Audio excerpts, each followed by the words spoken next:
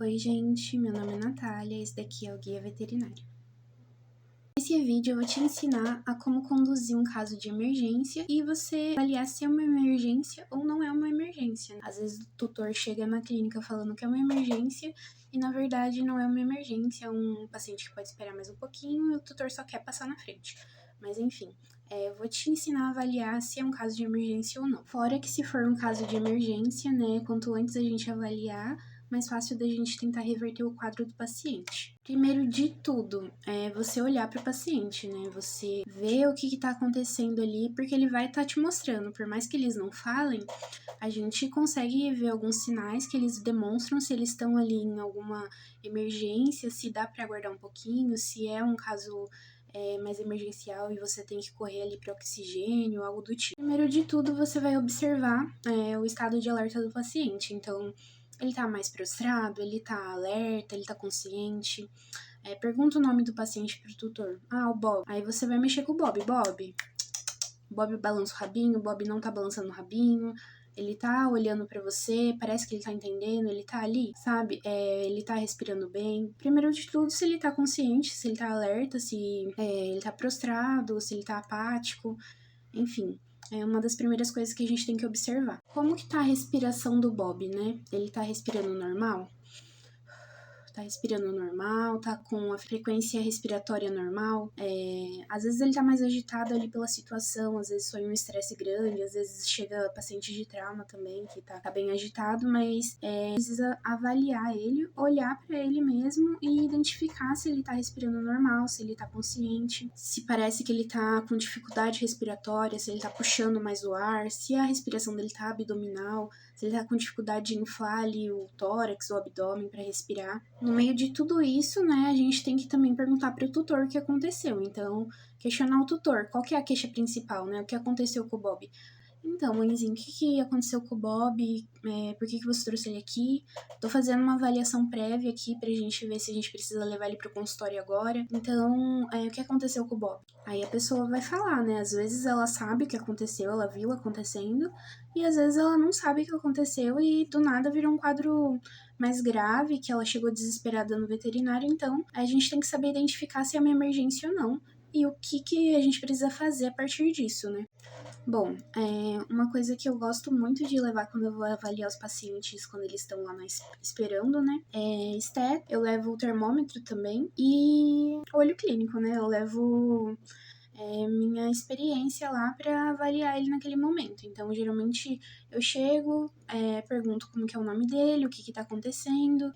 Aí, dependendo do que a pessoa falar, eu já corro com o paciente para a sala de atendimento, ou às vezes até mesmo para a parte de emergencial, onde tem oxigênio, suporte de oxigênio, onde a gente consegue fazer as coisas mais rapidamente, que maleta de emergência, essas coisas. Então, eu chego no paciente, eu falo com o tutor, vejo os sinais vitais, né? Eu levanto a mucosa, vejo como que tá a coloração da mucosa, se ela tá pálida, se ela tá hipocorada, se ela tá dermocorada, cianótica, ictérica. E cada um desses sinais vai indicar alguma coisa, né? E vai também nos levantar um alerta se é um quadro emergencial naquele momento ou não, né? Se a mucosa tá muito pálida, pode ser que o paciente esteja com dor, ou também que ele esteja ali com uma anemia, com hipotermia também, porque às vezes você aquecendo esse paciente, o sangue volta para a periferia, né? Por isso que eu levo o termômetro também para essa avaliação. Então eu já coloco o termômetro ali no ânus, lateralizo e verifico a temperatura. Temperatura normal de 37,5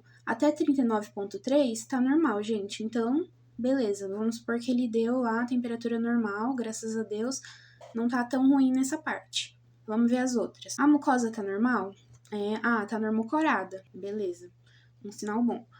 Ele tá alerta, chama Bob e ele tá respondendo. Então, nesse caso, não é um caso emergencial, né? Dependendo da queixa, lógico, porque às vezes é uma picada de cobra, uma picada de algum inseto, ou até mesmo uma reação alérgica que nem sempre já evoluiu ao ponto de ser uma emergência, mas que vai evoluir. Então, é sempre bom saber também, né, qual que é a queixa principal e ficar observando o paciente. Bom, voltando às mucosas, a mucosa normocorada significa que tá normal, né? Hipocorada é o que eu já disse. Se tiver ictérica, pode ser alguma coisa, algum probleminha hepático.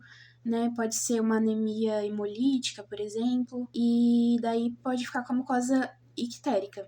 Só que geralmente quando é ictérico, o paciente já tá num quadro crônico da doença, porque já evoluiu bastante até a mucosa ficar ictérica, entendeu? Então, quadro crônico significa que passou de 7 dias, então não é uma emergência também.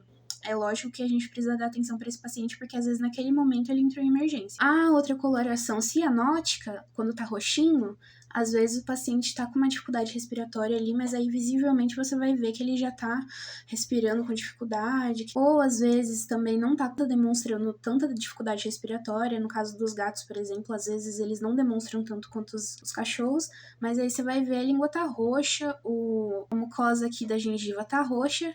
Esse paciente tá, às vezes, entrando em edema pulmonar ou ele tem infusão pleural e daí precisa fazer um procedimento rápido. Então, aí já precisa correr com ele para poder colocar esse paciente no oxigênio, para poder dar os primeiros socorros para ele. Nesse caso, ele tá correndo um sério risco de virar óbito, né? Então é muito importante a gente avaliar a mucosa dos pacientes. A temperatura também não fica atrás. E a temperatura é muito importante que a gente vá aquecendo o paciente aos poucos. Não aquecer de uma vez, mas também não demorar para aquecer, porque é um fator, um parâmetro que tá muito importante, né? Porque você pensar que quanto mais hipotérmico, menos metabolismo tá funcionando ali, então vai ficando bem ruim, né? E os quadros de pacientes que chegam na clínica médica de pequenos hipotérmico é muito grande, então a gente precisa saber como aquecer esse paciente. Preferencialmente um aquecimento ativo, né? Com um secador ali, um aquecimento que seja ativo para ele ir aquecendo mais rápido, porém gradativamente, né? Também não vai ferver o animal ali do nada. A gente costuma utilizar também colchões térmicos, né? Então a gente coloca geralmente o animal que tá hipotérmico lá no colchãozinho térmico e vai aquecendo ele manualmente, às vezes com um secador. E vai fazendo as outras coisas que precisam ser feitas, né? Avaliando a pressão arterial para ver como que tá a pressão desse paciente. Geralmente, quando tá na triagem, que é essa parte antes de ir pro veterinário avaliar, a gente não afere a pressão arterial. Porém, se a gente vê que o animal tá bem caidão, a gente já pega o Doppler para aferir a pressão arterial, porque às vezes realmente ele pode estar hipotenso e também é bem perigoso esse quadro, né? Porque geralmente vem associado com hipotermia, hipotensão, hipoglicemia.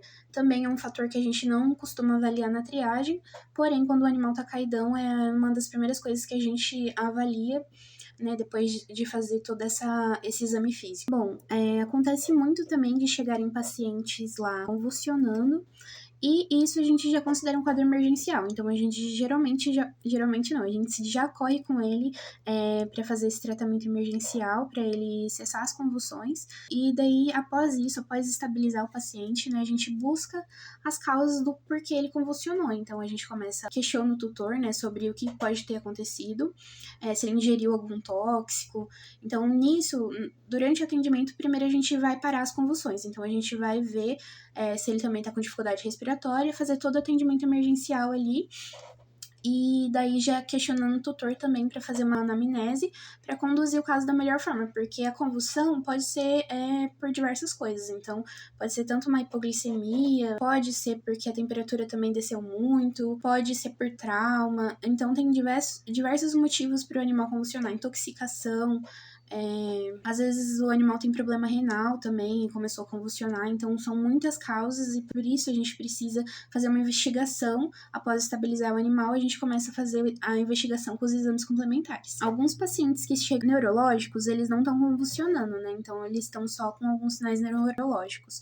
Ah, mas como que eu sei que é sinal neurológico? Geralmente o paciente é mais idoso, geralmente, né, os que chegam neurológicos são mais idosos, que não foi por trauma, por exemplo, e daí eles estão vocalizando ali, gritando durante o atendimento, e você percebe que é um animal senil que tá vocalizando, são esses sinais neurológicos, às vezes tem tremelique, tem espasmo, então são alguns sinais neurológicos que você pode identificar, mas que eles não necessariamente são uma emergência, porque às vezes o animal já vive daquela forma, que ele já é mais senil, então às vezes faz tratamento paliativo para alguma condição crônica já. Então a gente precisa reforçar muito bem e questionar o tutor na anamnese se o paciente faz isso com frequência, se é o normal dele, né? Eu falei bastante sobre trauma também, mas não cheguei a me aprofundar. Mas quando chegam traumas, geralmente a gente já trata como emergência também. A gente já leva, pode ser algo que pode evoluir muito rápido, então a gente precisa correr com os exames de imagem, correr com os exames hemodinâmicos para saber se o animal ele tá bem, né? Porque dependendo do trauma, o animal pode vir a óbito, né? Então, se for um atropelamento, se foi uma queda, se foi, sei lá, chegam muitos filhotes também que o tutor acaba pisando, então às vezes eles chegam com edema de crânio, a cabeça toda é demaciada, às vezes chegam com o olhinho para fora. Então a gente precisa saber qual que é o trauma e tentar solucionar ali o que vai fazer, né? Tipo, primeiro precisa estabilizar o paciente, mas depois disso você começa a pensar na questão dos exames complementares pra gente poder, de fato, entender como seria a melhor forma de agir naquele caso. As principais perguntas que a gente costuma fazer na anamnese a gente costuma perguntar o que aconteceu, né? E dependendo do que o tutor for falando, a gente vai perguntando, mas coisas importantes, principais que a gente pergunta. O animal tem acesso à rua? Você viu o que aconteceu? Viu se ele comeu alguma coisa? Você viu se ele foi picado por alguma coisa? Você sabe o histórico médico desse animal? Se ele tem alguma cardiopatia, se esse animal tem alergia a algum medicamento. Perguntar também quando que teve o início, às vezes.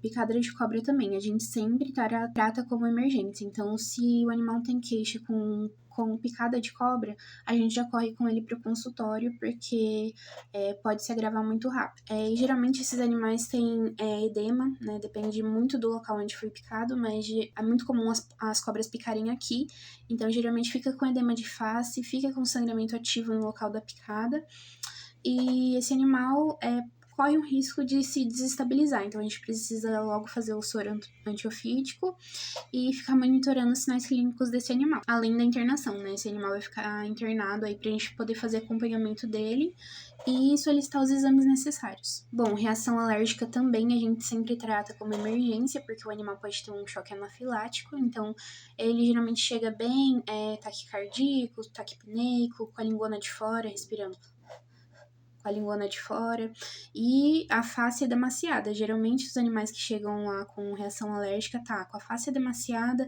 às vezes cheio de urticária na pele, então a gente consegue observar bem que esse animal tá num quadro alérgico e é bom a gente reverter logo antes que ele evolua. Gente, eu acho que eu já falei das principais coisas que chegam na clínica de pequenos, que a gente precisa dar uma atenção maior, que precisa tratar como caso emergencial, e também aquela coisa, né, sobre a gente poder reconhecer os padrões do que seria uma emergência e o que não é uma emergência. Mas é sempre bom a gente ficar atento, e se você for estagiário ou médico recém-formado, é muito bom a gente conversar com um colega sobre o que ele acredita que possa ser. Além de fortalecer nossa conexão com outro profissional, a gente ainda sai aprendendo, né? Então nunca é uma desvantagem você ter amigos dentro da profissão. Bom, gente, se você chegou até aqui, eu agradeço muito. Eu tô muito feliz de estar fazendo esses vídeos. Se você tem alguma sugestão de vídeo ou de assunto que você queira entender mais um pouquinho, comenta aqui, dá um like nesse vídeo, se inscreve no canal para você ter mais conteúdo como esse. Muito obrigada!